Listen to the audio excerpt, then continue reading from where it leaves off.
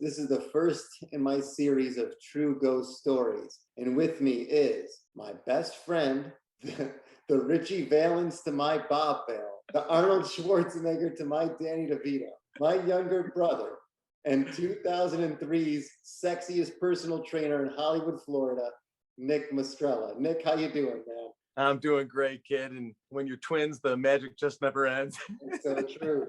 Now, you have one of the greatest ghost stories I've ever heard, and that happened at your friend's house. Could you walk us through that real quick? Well, I would say I was probably 16, 17. We had a buddy in high school who claimed at the time that he had somebody walking down his hallway. He would hear stomping, his doorknob would shake. You know, we're 16. We figured, oh, this is a bunch of crap. We got a bunch of goons together and we went over there and we thought we'd mess around a little bit with it.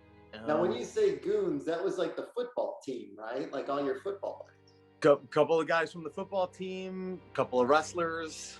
The kid's house, he didn't actually play any sports. He was just a good friend of ours. And his mom worked at the school. And, you know, they had, you know, newspaper articles of what happened in his basement, which was a man hung himself after I think his wife either cheated on him or something, or left with their son. But for some reason, he hung himself in the garage. Being 16, 17, we didn't care. We thought it was a bunch of crap. Exactly. So you took my Ouija board and you went over to your friend's house. Driving to his house, you kind of felt, definitely walking into his house, there was a weird feeling always. But his mom always made hot fudge sundaes, and being a large kid, that's all I thought about when I went over there. Yeah, you were a lineman. You had to eat. That day specifically, going over with that Ouija board was weird. His father, I think, was down in the basement. We kind of crept past him because I think it was a little later at night, but his mom was up. Both of them wouldn't come into the room with us when we went to go do it. So really? Yeah, we went upstairs. It was upstairs. Then I remember his room, there was a hallway. And just like you said, hallway with, you know, where he heard the footsteps, and then his door was to the right. So we went into his room, turned the lights off. My buddy had a, you know, big flashlight, a lot of light. I think two of us were on it, me and another one of my buddies. And the thing just, you know, we asked it, why are you, you know, messing with our friend? That thing started moving, kid. Like we couldn't keep up with what it was writing down. Well, see, this is interesting. I didn't know you were actually on the Ouija board at the time. I thought it was. I think we started with like 3 people, and the thing started freaking out. So we figured, hold on, guys, somebody's moving. We figured it was Joey Kosher. So we said, Joey, take the flashlight, you hold it, because then he's off the board. So I think it was me, maybe Moose, and maybe Big Mike. I can't remember, kid, but the thing was flying. It was flying on the board. I think Mike was the one writing down the letters. Okay, good. So we could figure out what the hell it was saying. And, you know, it was saying that was his son's room. He didn't like us in that room. I remember him saying that. He wanted us out of that room. He wanted Craig out of that room, which I felt really weird about. Now, Craig's the kid who stayed in that room. Yeah.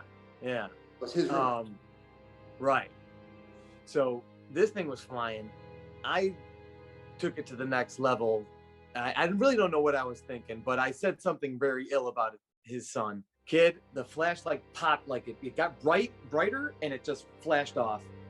We basically couldn't get out fast enough. We all fell on the floor, scrambling to the hallway as the door was open.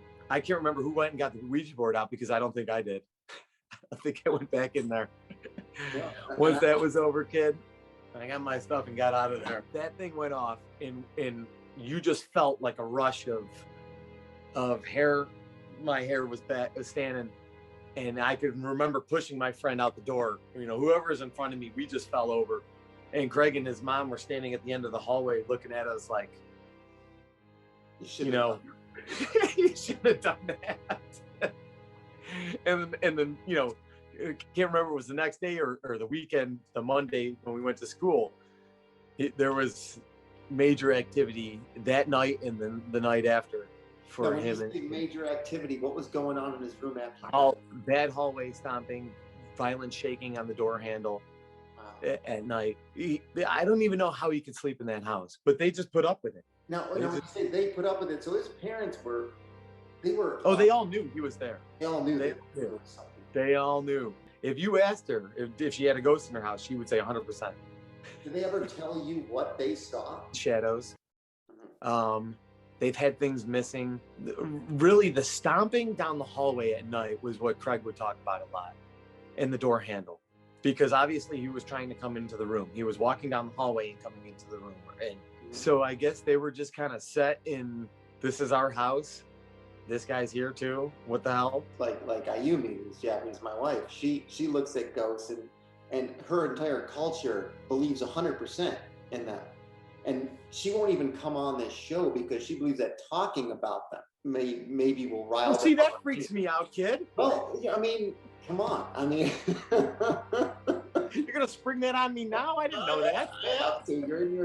You're in the haunted area of the house. I gotta give you something, kid. Listen, if something pops up behind you, I'll tell you. Please. Yeah, you'll know because I'll have left. Now, were you a believer before that incident in ghosts? Only because of our house Only because of our house. Yes. and the weird creepiness of that old house on Ridge Road. You What know, about your friends that were with you that night? Are they believers? Do they believe 100%? you know what? The funny thing is we after that we didn't really talk about it that much. Okay, guys, that happened.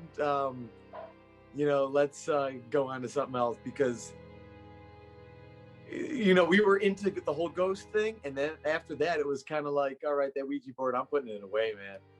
Yeah. I don't want anything to do with it. In fact, I don't know what happened to that thing after that, kid. I think I might have left it at one of my friends' houses because we used to take it to the cemetery.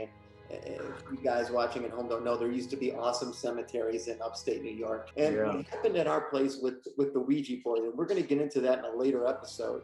My sister's friend Carrie was doing the Ouija board by herself really fast and spelling out paragraphs of stuff. Dad came home and he's a skeptic, so he was like, this isn't true. And he blindfolded her and he spun the board around. She was still going, just spelling out everything.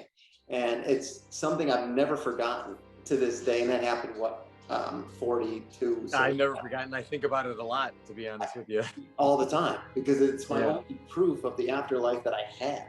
So we're going to do that in a later episode. I have Carrie coming on, my sister, my mother, and Nick. You're coming back for that episode. Yes, because I got some questions I wanted to ask. See, that's why we all got to get together, because there's things that I remember about that. There's things you remember that I don't even know. I'm sure there's things Marie and Mom remember that we don't remember.